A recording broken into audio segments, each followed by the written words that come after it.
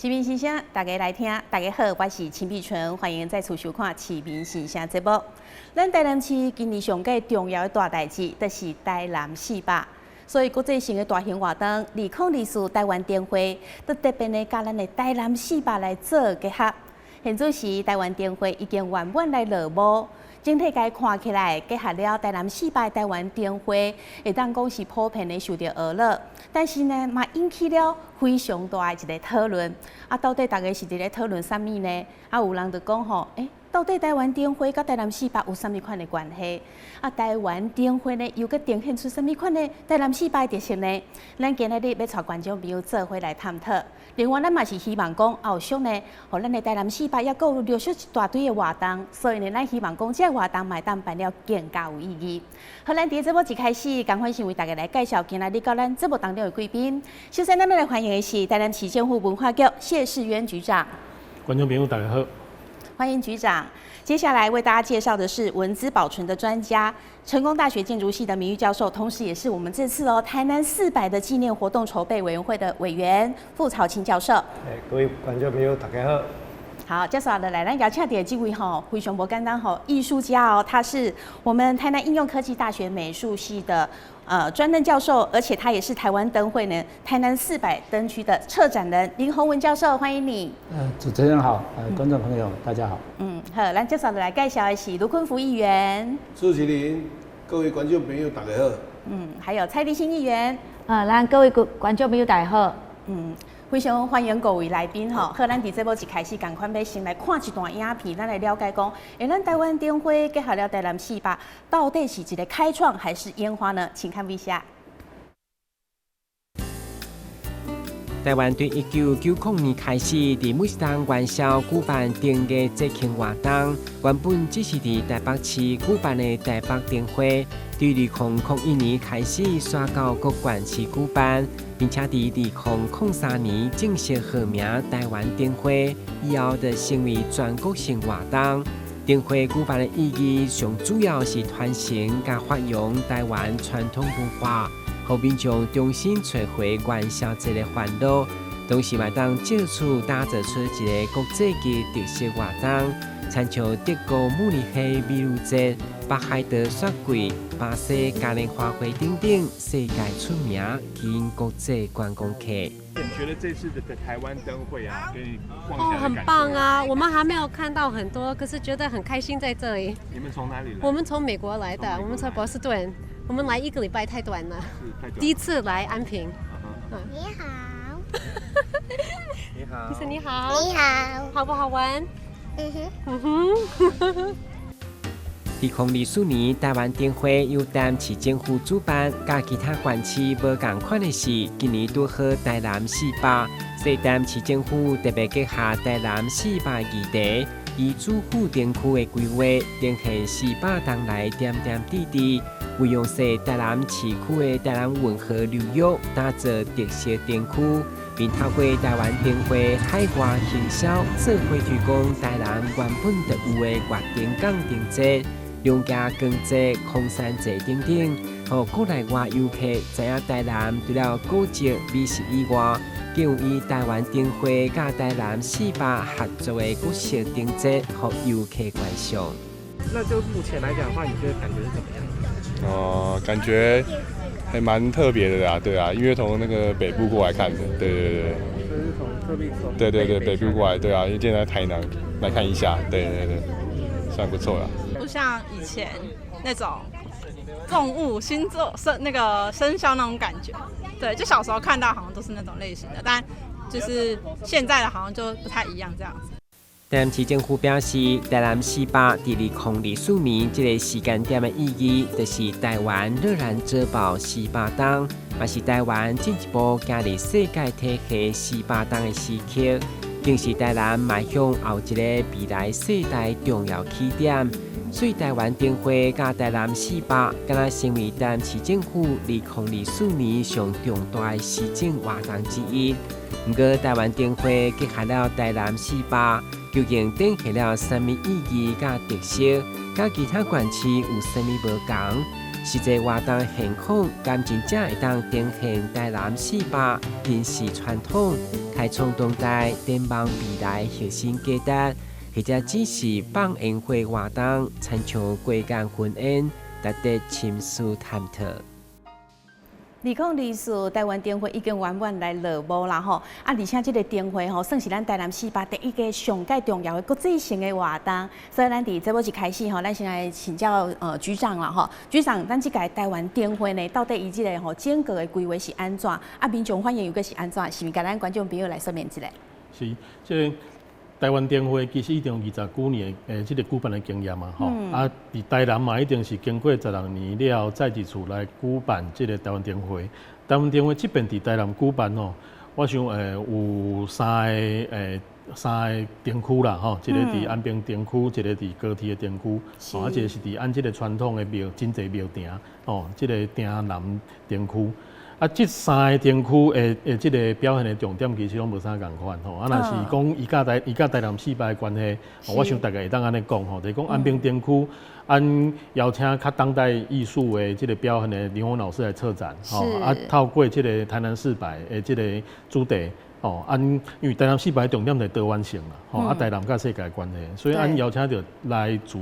国外也是讲台湾的原住民客家啦，这个很多不同的这个艺术家来共同对这个台南400这个主题也就是讲台南的历史的多元性这种精神来做规划。另外比如讲，咱伫这个高铁灯区咱除了有这个主展区嘛都有城里有光。城里有光大家去遐你会感觉讲，这是一个伊思考着讲这个台南的。伊按照迄个五条港迄个文化的精神啦，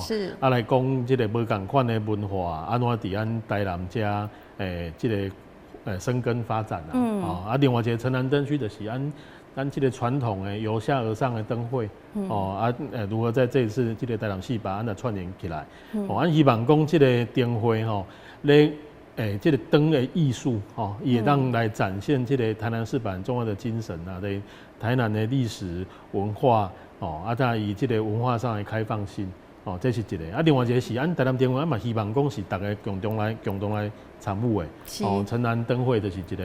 每一个庙来参加，伫咧这个两个灯区有做者作品，嘛是邀请到真济市民朋友斗阵做伙来完成的。所以台南400是一个同齐来参与的一个活动，是一个会当互咱看到台南甲世界的关系，台南甲较早到即马的历史的发展，的一个过程的灯会。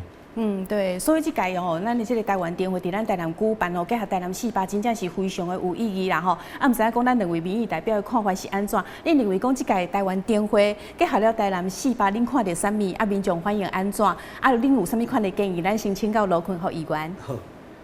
主持人台湾灯会甲这届建成400合作伙的一个这么大的活动其实阮做者安平人拢是种期待，结果有一点不尽理想，自己征讨这其实啦我要讲较实在，要听到负面跟正面的要像讲我当听到较侪作者啊。因要甲市政府要甲因嫌的要讲你唔对有时候不辨其实啊，拢是咧甲我讲较济啦，像讲冇掌声冇嘘声啦，至于说咱这个灯会真济艺术家进驻入来我因感觉讲袂歹呢，咱遮艺术家大家拢真有水准，结果伫这个灯会内面甲建成400，伫进前我个捌甲市府反映过，讲你要有游客入来，带什么东西回家？像讲咱台南的强项就是伊安平是一个灯区嘛，而且伊有足侪古迹，古迹当然伊会自然地发射出去，互足侪人知影讲来遮参与古迹。可是除了古迹以外，还有小吃啊，没错。而且我阁是商圈的理事长，是。所以有真侪咱的相关的一寡小吃店我咧问讲，议员，你敢会当甲咱的这个得标厂商吼，跟他游说一下，互咱吼较优待。讲实在，这届的发表着，因为这是经发局市场处的那个主要那个业务吼，对，去承包。因发包着的是中部遐业者来得标的。哦，标着小吃的部分。对。所有的小吃拢是外县市的。我台北一个好朋友，我听伊讲了，我慢慢我甲发觉着讲，我想要来咱遮食，咱遮的嗲味蛇呢。我讲我带你来食，伊讲啊，恁遮毋是这个小那个我们集中的那个摊贩区，对啊，台湾灯会的摊贩区。我看发觉着讲，有影嘞，咱要来食小吃，不是这个地方就有吗？结果没有。全部都没有，没有我们台南小吃。对，最有名的，你看我要讲藕粿、菜头粿、肉丸，或者是蚵仔煎，很多的小吃。这个咱这部分家就是有一些牺牲。当然这啊，未来咱有会当真有进步的空间啦。对，我嘛希望讲咱市府这届咱办活动了一定要多少要检讨一下。对，嘿啦，卖互民众来，你开始办一个遮好的活动，这16档加灯会，搁而且搁有着咱建成400，这你敢知偌济人在期待的？我嘛足期待。这种期待之下当然掌声有一部分，牺牲这部分也需要我们政府单位是咱爱家己。爱讨论，爱检讨一下。对，感谢卢议员的建议啦。因为我本身到那个台湾灯会去参观的时候，我是没有时间跑去吃小吃，因为我觉得灯很漂亮，都看不完了。然后原来我听到卢坤福议员这样讲，是由台中的这个厂商去报道所以他们标着了变成讲，咱伫台湾灯会这个所在变成食的台中的小吃。其实那些小吃也不是什么小吃啊，我另外感觉来的那的小吃摊贩都是一般的小吃摊贩。对。我认这类安尼。就比较可惜一点。你要吃蚵仔煎啊，遐嘛无得人食。是，对，因为我们台南是以美食闻名嘛，那如果说其实台南400就傅老师，我们台南400其实里面也包括了美食这个部分，对不对？所以就是可能这样子就会比较可惜一点哦。如果说这次台南400搭配台湾灯会，然后人家来这边说，好，那我们台南400其中的那个美食啊、小吃可以吃到的话，那就非常的完美了。好，以后人啊等去了，我想我们来这吃这样小吃呢，为了吃这项小吃来到台南的很多啊。那只好到台南市的各大地方再去旅游观光一下，也可以吃到了。好，来我们听一下那个立青议员，你的看法呢？感谢好。咱不管是台南400还是全国灯会，其实一上重要的是做这个城市的行销。是。那我觉得这一次结合这个真的是创举啊。不光贵企各个管区，他们都有举办过全国灯会，但他们没有这样的机会，刚好结合到他们城市的一个历史的一个大活动。对。那这改咱主办台南400，那我们又主办全国灯会。那来了1500多万人，打刚拢超过100万人，我觉得这个就很成功的把我们的行销出去。多少人一来的，咱光他有台南400这个印象带回去，然后他才去了解说，那台南400里面有什么？那咱就这个灯会，让互人了解讲，咱台南400意义没有啦哈。对。当然有些人并不是他对我们的文化都那么了解，对我们台南那么了解。为人看无对，内行人就看门道嘛，外行人他就看热闹。对。热闹有了，那我相信内行人啦，他来也有看到这个门道了。就是讲包括咱业副市长，包括咱谢世渊局长邀请家那我们不只是艺术家，够咱台南的一寡关心咱台南文化的人，这一次可以说是倾巢而出啊！全部的公咱都用了呀，包括我们那个在灯会里面呈现那个灵动的目光，把咱的大鸡现代的歌手，把咱的猪头皮啊，把咱的台南小吃，把咱的勾结拢融合在里面，就是让所有来的人他在第一时间。看这个灯会，他也了解台南400的这个意义，还有台南的历史啊、小吃文化等等，是有把这些东西放进去。但是因为花豆哥进一步了解我，他当然有兴趣的人，他才会继续去研究。但他至少我们这个印象有回去。然后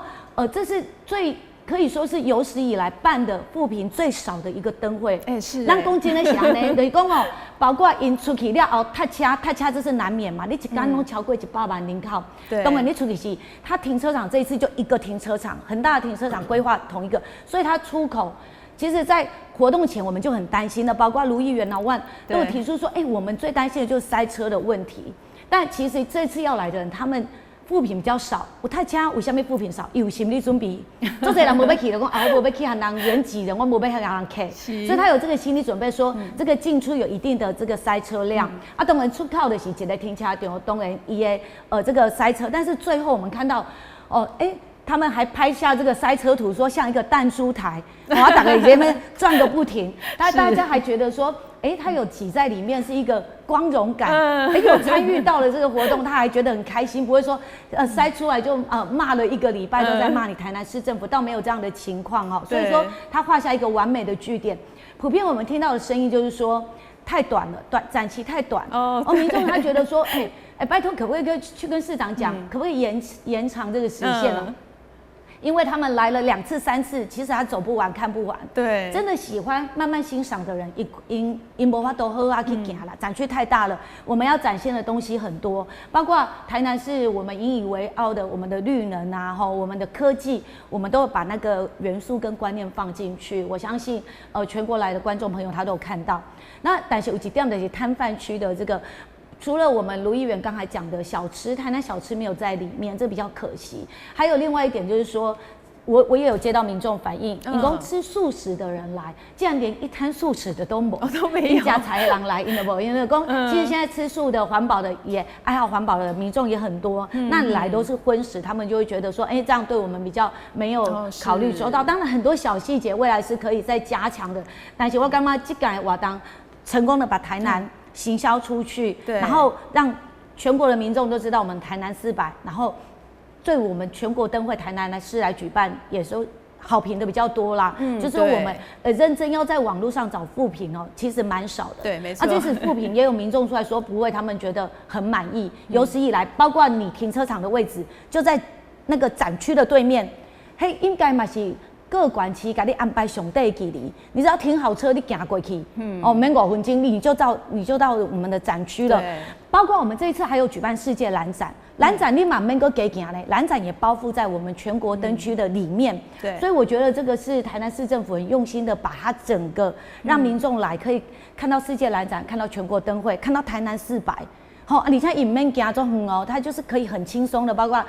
尤其是我们市民朋友，每天他有空，他吃饱饭，他停好车，他到对面就可以走走，饱览着我们所有台南的文化底蕴，我觉得是很棒的一场活动，非常的成功。对，就像蔡议员所讲的啦，其实这次的灯会，但恭喜负评最少的因为我们自己本身做媒体记者，有去研究了一下，真的这次的灯会其实称赞的很多。那当然就是不管办什么活动，一定有些部分是需要可以检讨或改进，让下一次会办得更好的。好，那其实呢，刚才立青议员有讲到，其实很多人就对台南400有印象啊。到底讲你刚才真正了解台南400，其实很多我们在地台南人还不太了解。对不对？很多人不了解，但是你有兴趣，有知道这个台南400这个印象以后，有兴趣的人他会主动去查资料，去了解说什么是台南400。好，那我们傅朝清老师，你本身是台南400纪念委员会的筹备委员嘛？你来看讲，咱这届台湾灯会，伊到底敢有把咱台南400的精神把它凸显出来呢？主持人啊，各位观众朋友这个台南灯会跟台南400之间的关联性其实是。本来大家都非常期待啦。对。当然，灯会本身是一个10几档来的这个活动，它的重点可能原来其实并不是为了一个城市的几百年，所以其实今年咱台南有这个机会，会当把这个灯会跟台南400这个活动结合做伙，我想是一个足好的机会啦。当然，因为大家拢付出真多，这个灯会破声也有啦，这个批评的也有，但是有一点我是感觉有稍微比较可惜。我用一个学者比较批判性的角度来看，就是讲灯会的这个艺术性跟这个娱乐性，我想达到了。但是它的教育性，那你坑你台南400要来看这个教育性，我觉得也提醒局长这个将来还有做者台南400活动，这可能要小可加强。就是讲，这个台南400这个活动，其实我哋2012一个活动提出来，台南要办台南400，其实迄阵就有提出讲，台南400有4个最重要的目标。第一个目标就是讲，要让所有的市民拢了解。是安那是1624，是安那是台南400。是。这1624就是因为荷兰人来遮起一个热兰遮堡，一个开始的。对。所以我希望丁辉啦，那我本身希望丁辉会当看到较济在诠释台南历史原点的物。结果可能大家无注意啦，台湾灯会的主视觉有一寡图案。里面又放了一个错误的资讯，把安平古堡那个高塔当作是热兰遮堡，又把它弄错了。这个其实我们在去年的节目有探讨过，对不对？就是讲这个物件，台南市政府的文宣，台南市政府做这物已经拢知影袂使犯这个错误。是。但是外面的周边的产品跟交通部观光局跟做这单位做的文宣，还是弄错了，继续把这个东西。当做是一个主要的一个，那不是讲迄个塔唔好，但是迄个塔的不是1624年荷兰人起的，所以定位了啦，这个机会错失掉。第二就是讲，丁辉有没有办法跟台南市的教育体系好好结合在一起？好好的学生啊，好好的教育，才有法度利用这个丁辉甲。台南400的很多事情传达下去，我是觉得这方面有一点可惜啊。当然，灯会不是台南市在主导，因为后面有这个交通局他们在这观光部啦哈，他们在主导这件事情。另外一个我也觉得稍微可惜的是，他都要这个局长来讲有3个灯区嘛，有一个部分就是离咱的各大公庙啦，但是。因为我有去看，这各大公庙都有去看，这各大公庙的品质有好有坏这个东西，所以它比较不均值。可能有的公庙做认真在做，有的就小可应付一下。对啦。我感觉这是较可惜，但是问起来是讲，阮都无经费啊，所以主灯区遐济钱来，当拨一寡互遐灯会来做，我想会让整个城市更亮。更活泼一点。是哇，果然是我们的筹备委员所以都针见血就是包括有一些历史的考究要注意，然后教育性啊，然后可能比较一般的公庙的部分多一点经费，可能大家把整体城市的一个形象可以把它提升得更好。好，那这样子到底咱的台湾灯会跟台南400有什么款的关系？咱一般的民众刚看得出来那我可以进行这个街访到灯区的现场去访问了一些民众，我们来听听看他们怎么说的哦。你有知道，因为今年台湾灯会是因为台南400的关系？知道。那你有去有了解过台南400的历史这样吗？就是大概有没有了解之类的？好像没有只记得今年的活动很多。你知道今年主题是台南400吗？这灯会的主题有台南400的元素在里面吗？你有没有了解？400年吗？对的历史。台南400年。有，刚才有一个作品是人展示啊，就是它里面有讲说，就是代表这400年这样。是的。台南400这议题你敢有去了解？有啊，就是台南400年呢，就是等于台湾的历史是400年，这个知道。那你这台南400你敢有比较印象深刻？不错了，老实讲，办的还真的不错了，还可以很让市民有所感。台南400有听说，在那个看 YouTube 的时候有看到介绍。那你有大概了解台南400是什么？不知道，不知道。对，我是台南人。那是吼，咱街访其中吼一些剪了一部分呐。那我们记者呢，实际上去街访的吼是更多的民众。那一般听起来就是说，大家都有听过说台南400，大家都知道台南400。其实现在台南400很多我们不管说食衣住行娱乐啊，各种方面到量贩店去也有台南400的专区，什么东西然后去吃东西有台南400，然后甚至连政治人物的看板也都挂上台南400哦，大家拢还挂台南400。所以其实呢，一般民众应该拢加讲有听过台南400，但是真正台南400的含义是什么？然后台南400跟这个台湾灯会，他们到底怎么结合的呢？我们来请教局长。这个台南400吼，甲按规年度的无同款的这个经济活动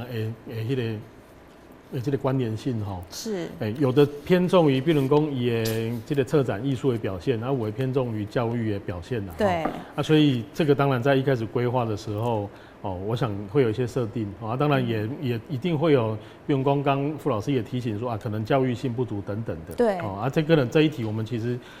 关于这一点，我们可能本来是设定在一寡迄个历史现场。像今年伫安平古堡甲车港老，可能要做一寡这个安公重建历史现场的行动。所以那部分我们可能会强调比较跟学校合作的关系。如果就台湾灯会的话，我想这个如何把这个教育性再把它做得更好。这每一次当然我们在活动举行之后，安会让有一寡检讨甲讨论我想这无介大，我想这是真重要的意见。对。但我感觉就是讲台湾灯会伫这次伫台南举办我想这个甲台南400的结合真重要的是这个安怎透过这个，因为按我讲的灯会是一个比较艺术性的表现啦，就是讲用一个艺术的诠释来讲400历史，或者是讲400的精神，这是这边咱主要的设定是安尼。基础是咱希望这个灯会是一个会当互市民一个展现家己的舞台啦，所以这个台南这边的台湾灯会，不管是伫安平，或者是讲伫高铁。安拢邀请做者这个安在地的这个学校团体也好，甲表演团体也好，拢会当透过这边的平台，会当互因去展现家己的这个表演，展现家己的文化。这希望就是讲安怎透过台湾灯会这个活动的性质，让艺术家可以表现，让表演团体可以表现。这个是我们在台湾灯会这一题想要设定的一个目标啦。当然，刚刚傅老师提醒很多比如讲有一寡这种象征是不是足够去代表这个比如讲安平公堡那只塔那这个其实也坦白说不是对不对的问题，而是说安平古堡内可能有更对应于这个安1624400的这个元素可以用啦。这个我觉得这个当然我们要来持续沟通因为这个就市府内的很多的文宣，坦白讲，我们其实大概都很清楚了解这一点但是跟很多的合作的团体都在不断的去沟通那只塔那只塔其实是应该是70年代了啦，1970年代了它变成一个，它变成按这么款的才看到我们这个样子现在这个样子当然这个当然我们要强调的是，其实古堡最重要的是那一个1624年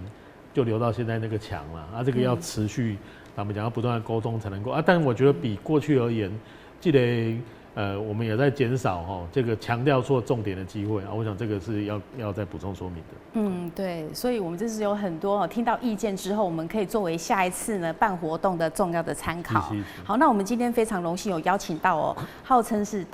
就是我们当代艺术史最重要艺术家之一的我们的林宏文教授到我们的现场。那林教授呢，他这一次也是我们台南400灯区的策展人。好，所以你这次策展呢，你主要的理念是怎样？是不是可以跟我们的观众讲一下呢？谢谢。灯区是有艺术的植入，是在17年前，也是在林默娘公园那个位置，然后接续那个曹青老师他的教育，我们要创新，要开创，所以从17年前，当然16年前好像也是接续开始接续在那个林默娘公园，对，所以往后台湾灯会就一直有艺术家的一个创新创作植入。对，所以我们知道说林老师就是当时你也是在17年前、16年前那个时候，你也是在策展那个我们台湾灯会的部分。而且我们知道林老师当时就是以前的灯会都是有一些什么区，但是就是没有艺术灯区。对。哇，所以我们的林宏文老师他把它开创了一个艺术灯区，对不对？对。那以前因为它整个区都在林默娘公园所以没有拆开。然后这次就是经过17年就放大成整个台南市区，那也县市合一所以整个展区就变得很大。那艺术家就单独在这个林默娘公园来做一个创作。这17年来，这个公园已经有很大的改变所以所有的植栽、树木都成林了所以这次的策展用一个不同的一个方式，环境艺术的手法。毕竟这是一个林默娘公园，然后也在一个安平这个应该是台湾的第一街吧对，是台湾史开创的一个地方。没错。那我一直觉得它是台南的母亲所以它应该让来参与灯会的这些民众能够回到母亲的怀抱它是一种温暖。那正巧也在林默娘公园它是一个母性然后来环抱所有的一些参与的一些民众。那这次我刚才讲就是用环境艺术的手法，就是不像以往刚才曹青老师讲是一个教育所以超越以前的一个方式。我想说灯会应该不能像以往这样一直发酵下去，因为不断的加码像下个城市可能又会加更多的一些经费在里面。那我想我在思考一件事，是不是可以反省？那我就借由这个林默娘这个灯区来做了一个这样的一个设计。就一般人进到公园里面，就是要散步要一种放松更何况现在是这么紧凑的一个世道之下，对所以非常需要这样一个公园。那我们旁边有一个很漂亮的水岸，然后可以看到对岸就是安平古堡，还有那个乌特勒支所以艺术家我邀请他们来，就是以他们个人的专业，然后选择这个公园里面适合他们的一个位置，树林也好然后凹陷地也好，草坡也好就是以他个人的一个专业，他惯用的材质，能够可以在里面很好的去创作他的作品。是，所以这次也依循那个居里面融合的一个定义，毕竟400年后，我想大家都融合了吧对所以就邀来了那个阿美族的鲁凯族，还有客家还有日本，还有印尼、荷兰的艺术家来参与这样的一个盛会所以也充分达到融合当然我知道其他有些像客委会他们就不会太强调融合毕竟大家都住在一起的所以有时候你要邀艺术家的时候，会问他你是客家人吗？可能旁边很多那我们在策展，毕竟也认识台湾不大嘛所以也认识这些人，然后也没有特别去问他你是哪个族群的毕竟已经融合在一起了然后这次灯会，我想就是以一个非常闲适的一个方式，然后散步走在公园里面，然后可以看看树，吹吹风毕竟安平的海风很美，对，很漂亮，很舒服，然后不经意的就可以看到艺术家的作品，然后又很贴切又很自然的跟公园融合在一起，而不像逛夜市对就像17年前灯会这样这么热闹，当然热闹很重要但是规划把它规划好，想看热闹的看热闹想放松就放松因为我也在现场碰到很多民众那这个撤场他们也你们要撤了他们想留下来，你早说嘛，你家有这么大吗？是，但也是蛮可惜的啦，因为艺术家来到这边，从国外来，在安平住了1个月，他把安平都搞熟了，整个安平都在照顾这几个艺术家，所以我想对他们来讲，对他们生命来讲，是一个很重要的一个回忆，那他们很辛苦的，我一直叫他们休息休息，他们不是，他们早上就去做，我就跟他助理讲说，叫他休息，可是还是一直做，是大家都好用心啊。对，然后就在1个月就做足它，但是长完就长完了，然后活动结束就是拆掉了，所以有时候创作就是这样，我们有起一个开头，也是从安平开始，然后也起了一个教育作用，让民众能够看到不同的灯，不同的一个想象，不同的视野。是哇，所以呢，那观众朋友听完我们林教授所讲的，应该对于说这个台南400展区它的策展理念比较了解，就是有结合了我们这个环境，然后依照每一位艺术家他的专长再让他们自己去做一些布展跟设计嘛。所以大家都说，到底跟台南400有什么关系？其实很多艺术的东西，你就是要自己用心，然后自己去看去体会。然后老师讲得很好，他说那个地方这个环境这么棒，然后我们要用一种很闲适、很悠闲的态度去观赏这些灯。其实我本人也去看了很多次，然后每次去那边拍照，我都觉得拍起来自己都好漂亮。灯当然很漂亮，但是跟这么漂亮的灯一起拍，好漂亮，所以我就一直去那边看的现场，然后每次去看的感觉都不一样。然后我也有在思考说，到底台南400跟这个灯会有什么关系？然后我又去想到说，其实很多东西都是艺术家的角度，然后你仔细去看了一下他们的解释，我还上网去查了一下资料，然后再回来看一次，就发现说，真的我就可以体验到说，到底台湾灯会跟台南400有什么关系？那其实很多东西就是这样，你如果不去研究、不去了解，你光看你怎么会说，它跟台南400有什么关系？一艘船，然后说，它跟台南400有什么关系？因为大航海时代400年，然后以前就是跟我们的航运很关系，跟世界接轨嘛。所以大家呢，其实我觉得就是说台南400，我个人是觉得说，其实还蛮棒的，真的很赞尤其我们林宏文老师，那老师就是请教你，这次其实我们有结合一些就是科技现代的 AI， 对不对？不免俗啦毕竟这个整个17年来，17年前艺术家他也没有 LED 可以用那17年来的变化蛮大的，所以也是不免俗的在里面安插了一件作品，就是在林默娘那个雕像旁边就做了一个我们讲那叫数位互动的一个作品。叫矩阵雕塑的一个互动作品，然后这个艺术家蛮可爱的他要做这件创作之前，他也到妈祖庙去拜拜问妈祖能不能做然后妈祖就叫他加油其实这整个活动当然是蛮有趣的。那这一件就是就代表一个当下现代的一个精神表现，是它是所有18件作品里面唯一一件跟我用的手法环境艺术叫不同的，是那像那个阿美族的用我们里面一个已经不再喷水的喷水池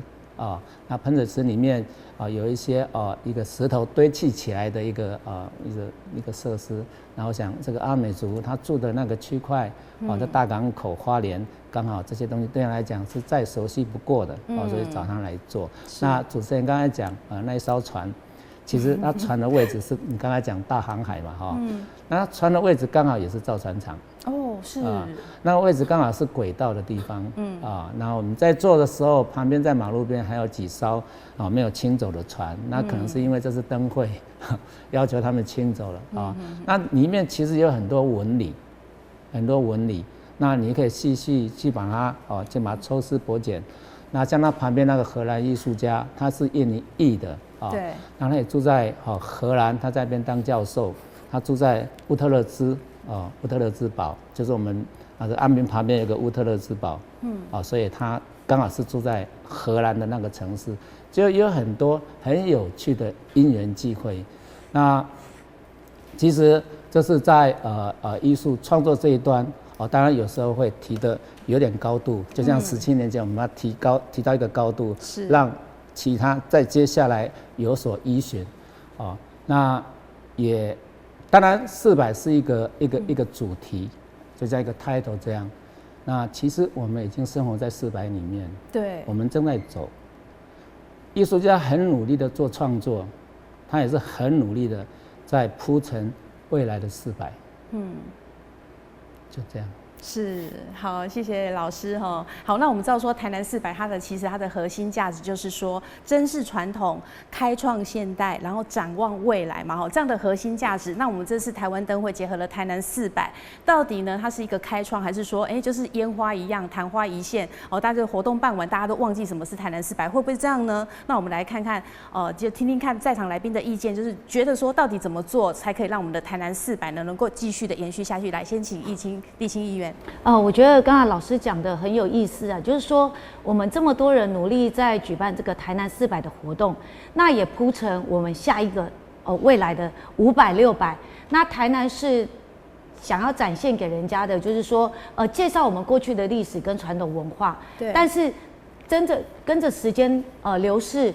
过去、未来，我们台南要走向哪一个方向？那在我们的文化层面、艺术层面来讲，能结合到什么样的境界跟地步？这是我们要共同努力的啦。那我希望说，台南除了保存传统的文化，那这个创新是大家要再继续努力的。那怎么把它结合起来？下一次举办的人，他是举办台南500，那他要怎么用来跟400做一个区分，而且要让人家觉得说这个传承下去，台南是越来越好的。台南他守过去守得很好，他的艺术的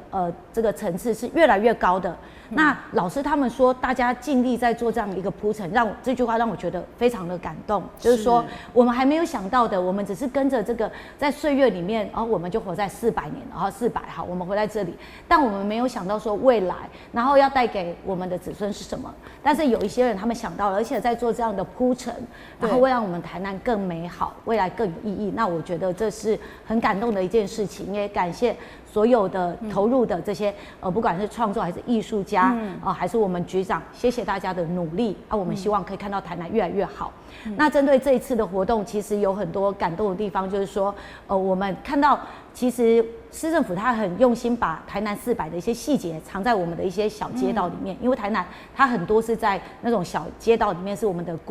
古迹啦，然后我们的这个老宅啊，他又把这些细节藏在一些走进巷子里面，我突然发现这边文化局他还有安排了一个小半月城江啊等等很多景点在里面，然后你会觉得很美。但我觉得以站在城市行销的部分的角度来看，我会觉得说，其实在台南400展现的方面，我觉得应该你就是大开大放，在大马路上，你一下台南火车站，你整个大路面就是观光客最常经过的地方，你就要把我们的整个意象都做起来。这个看大班呢，不只是我们的细节，我们的这个整个介绍，你既然要让更多人知道，你应该是让他一目了然的地方，都他下台南高铁，他下台南火车站，他整个最繁荣、最繁华的市区的路面，其实都要我们整个台南400的一些元素，还有这个介绍，其实你就应该要让所有的观光客看得到。好，包括你这一次最后无人机打上去，小北百货打上去，文章牛肉汤，大家吓一跳，但是大家不觉得排斥，大家觉得很可爱，所以就是我们台南的特色，你就是要让人家知道，然后把这个城市行销趁这个活动做好。那因为很幸运的就是说，我们全国灯会是在我们今年的一开始就展现了，所以我们已经跨出了很成功的第一步，打响了这个台南400的名声。那我希望接下来的活动可以让大家可以更容易的接触到，因为不是大家的艺术文化的那个欣赏的眼光都这么的高，可以一目了然，所以我们希望有更多的介绍，让我们全国的各地的观光客，他们一到台南最接近的地方，他们就可以看到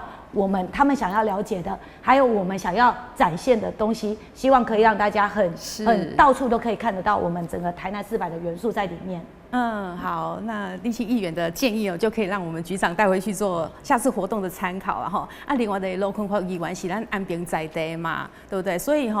对着讲这个台南400结合咱各项活动，包括灯会等等啊，陆续后边还有做侪活动要举办，所以你应该有更深的体会，对不对？来，卢议员。有关的咱的建成400跟我们灯会结合在一起吼，这里啊好的一个结合的活动，大家拢期待嘛吼。跟头先我们教授艺术家有讲哪时间到这个拔掉。这其实长期来我已经有跟市府反映说，这么好的作品，为什么在这么短的时间内你就让它收掉？收益有可能是废掉，有部分的艺术品作品是废掉。那当然保留是上该好。是我认为我们的活动不要昙花一现，不要烟火式的，是让要持续嘛。一个城市要繁荣，是要持续好再好嘛。每当讲咱今仔活动办了没有值得回忆啊。是，所以这的物件乃当跟老各位、老2各位、老3各位，只要我们跟这些艺术家们沟通好，这对本身的活动跟未来的城市都有加分嘛。所以讲咱的文化局长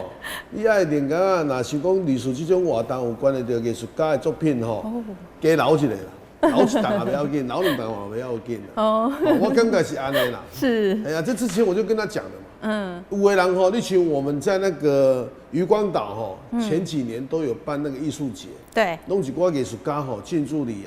摆一挂伊的艺术品、伊的作品，结果弄差不多2礼拜、3礼拜的时间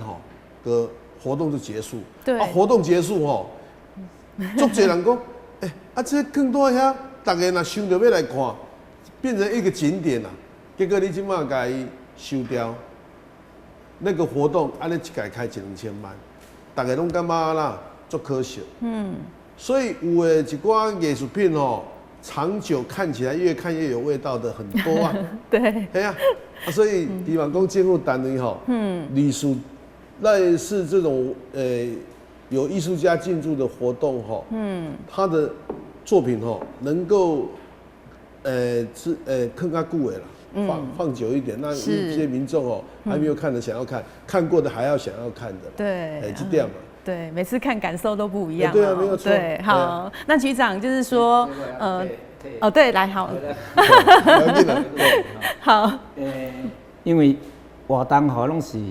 一般是临时性的，是，所以艺术家邀请来先迄款咧，人讲创作费一定无讲介悬，所以讲做个物件你袂当永久，所以讲伊即届甲无共的是安那因为我伫含局内咧接触的时阵就有伫讨论这点，对，对一个艺术家的物件会当囥偌久，对一个艺术家的物件会当囥1档、2档、3档，迄有分，有分的，照呢来邀请艺术家，这嘛是我们纳入考虑的啦。是无可如解。所以这个作品有的艺术家做的讲，你做遐大件要安怎？付钱了看一个讲，哇，赚着。是啦，但这艺术家很红美甲，美甲，伊来当做公共艺术咧做，所以讲迄件囥伫遐，还有另外一件是迄款咧耐复工的，伊讲副总统去的时，我来导览，我来开玩笑讲，迄件个人去囥400档，下一个400年哦，那这400年都不会坏，对。你看，咱艺术家跟你讲，这个艺术它的作品如果放在那里，我相信艺术家本身伊嘛足欢喜。对。之前我就在跟政府单位市府单位反映，你卖这个好物件，较紧个来收起来。好 ，OK。对不对？活动开遐侪钱，你若是收起来，可能感觉足可惜的。好，那这一点我们来请教局长。很多人希望把作品留着，就代表其实我们这一次灯会很成功啦。对啊，成功才希望留下来。有这个期待嘛但是在执行的过程当中，其实就像刚刚策展人林宏老师所说的啦有的作品确实是一开始想的，想讲希望伊到尾会当留伫遐，所以基本安平店区遐确实嘛几件作品到尾留来。对，有的是因为因为材质的关系等等的，伊可能后续的保存无遐简单，按这个中原局拄有这种的情形，它就会跟着这个展期到伊的策展啊。但是除了讲按即满有几件留伫这个林木兰公园了吼，按有几件作品其实适合留的，其实按暂时嘛当收起来，有诶嘛要搭搬刷去别个所在，比如讲按有诶作品是要搬刷去这个水稻博物馆遐，所以要安怎互一个好诶作品兼顾这边的这个条件会当互伊一部分留来，这其实是一开始就有思过这件代志另外一个所以按办这个活动并毋是讲按着10几天、半个月、1个月办了就结束啊。对。按咧想这代就是拢会想讲，按一本创作出的这个作品甲元素吼，免咱以后都会当都继续来使用。像按伫咧这个高铁的店区，采接有一个最重要的，用迄个一格车来迄个杀的一个作品叫鲲，迄个鲲，伊其实是一个安尼代表这个神话传说的神兽，甲这个海洋的文化有关系啦。伊阵咧做时候想讲，伊绝对袂当迄几本的采接尔。这个鲲甲台湾的海洋文化有关系。对。所以迄个鲲等于做了时候，按得当，比如讲甲这个按甲云嘉南风景区也伫海边的嘛，这个文化怎么跟我们做出来的这个成果再结合下去？透过这个鲲所以有一寡这边的透过这边的机会，其实有一些作品我们会继续再延伸然后跟不同的活动再继续做结合。然后成为一个，因为我们这次办台湾灯会，帮台南能够留下一些这个日后可能对于台南文化安有一个深远影响的作品，这是按古板这场台湾灯会的一开始的时刻。对，好，那局长就是说，我们如果说在办活动，台湾灯会是我们第一个最大的一个活动嘛，针对台南400，那后续还会陆陆续续办很多活动。我们怎么样让我们的活动不会说只是昙花一现，而是可以彰显我们台南400的精神？是，我想过来电话了有真侪活动嘛，回应刚刚傅老师讲的到底因为台南400它可以是一个精神，它可以是一个400年的故事啦。对。我想对3月、4月开始了，有较大的重点可能借着这个，比如讲安平、高坡乐安洲城、甲赤坎楼，来带大家讲，这个400年的故事到底是啥？所以这过来当然迄个相关的教育性，可能在这个活动下会比较被强调。所以整个台南400活动因为它这个表现的形式不一样啦，它对于这个400这个强调的重点嘛无啥共款，按考虑的拢是要安怎好这个像拄仔傅老师讲的市民更加了解。比如讲，按即卖其实这个月推出了4部动画。适合给国小、高年、中年级以上的学生看的。是。这就是要互这个400台南400到底是啥物，互较济的市民会当了解。这另外这个片伫网络上流通了，伊会当留落来。对。所以毋是为着当今年要做这个工作，是为着将来要按今年的一寡对台南400的这个按这成果要怎互将来会更加较侪人了解讲，什么是一个有文化、有历史的城市台南。对，所以这也蛮有教育的意义啦哈。那接下来当然我们要请教，就是我们文资保存专家傅老师，他本身也是筹备委员嘛。那你来看说，好，那我们这个结合台南400的这个灯会活动，然后接下来真的是有很多很多的活动也要陆续来举办，然后就这个文化跟文资保存，还有我们整个城市对于台南400这样的一个历史的建构一个蓝图，我们请教傅老师，你有什么建议吗？其实我伫第一摆的筹备会我就提出台南400不是口号，台南400也不是活动，台南400其实是台南市一个大计划，这个大计划是回顾跟前瞻，是，所以我当然也遐强调讲，我们回顾的时候，那个历史原点要很清楚，1624是咱市啊办这个活动，是，过来就是讲，其实第一摆筹备委员会，我嘛建议讲，台南市需要有一个2024的纪念物。这个纪念物也许是一个什么东西我不知道，就是讲将来咱等来看2024，咱看有一个2024的原点伫遐。其实国外作者历史名城、历史名城，他们在纪念建成几百年的时候，拢会起一间厝，还是做一个纪念碑，还是有一个建设，这个建设一定是做大的，而是让我们知道我们在2024这个时空点上留下一个非常重要的事情的一个状况。那比如说京都的平安神社，就是纪念京都建成对1000年左右的这个一个状况，例子非常多。所以我希望讲未来要个做一个活动，其实我们要真的要抓住这个精神。除了我在强调的教育性之外，其实我嘛希望讲台南市这个历史脉络会当作清楚的呈现出来。做这古地名无法度改过来，能不能跟新地名并存？让大家知道这过去是什么东西。比如说鸟后街即马变做民权路，鸟后街其实是九零的关系，所以就鸟后街、鸟前街，做这个例啦吼。所以即马打3月啦，其实要过户9个月。对，台南市还是可以认真再去思考，在2024的当下，那我们可以留下多少东西，让我们的后代来看。台南这个历史的城是过去是安怎的情形？对，所以就是说，我们希望透过我们今天的探讨啊，我们第一个活动办的其实算成功，但是当然有一些部分呢可以有建议，然后有改变，然后让后续的活动可以办得更好、更有意义哈。好，那我们最后呢，就请在场来宾呢，针对我们今天的主题做个结论，然后每位30秒的时间，然后我们先请议员蔡丽菁议员。我们